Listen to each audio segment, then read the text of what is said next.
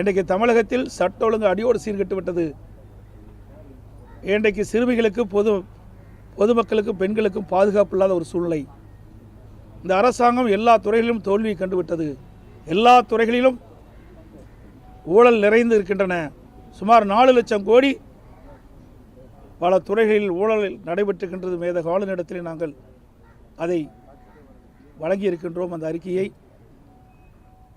அது மட்டுமல்ல, எங்களுடைய கூட்டணி வலிமையான கூட்டணி.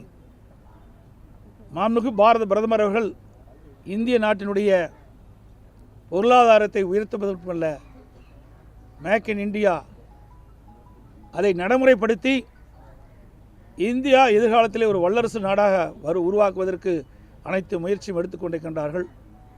இன்றைக்கு அனைத்து இந்திய அண்ணா திராவிட முன்னேற்ற கழகம் என்டிஏ கூட்டணி மிகப்பெரிய வெற்றி பெறும்.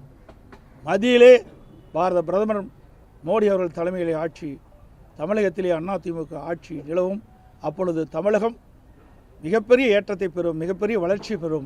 இதுநாள் வரை இல்லாத ஒரு வளர்ச்சியை இந்த தேர்தல் மூலமாக வெற்றி பெற்று மக்களுக்கு வழங்கும் என்பதை இந்த நேரத்தில் தெரிவித்துக் கொள்கின்றேன். இப்போது புதிய அறிமுகம் ஆச்சி ஹோட்டல் சாம்பார் 50 கிராம் ரூபாய் 20 மட்டுமே.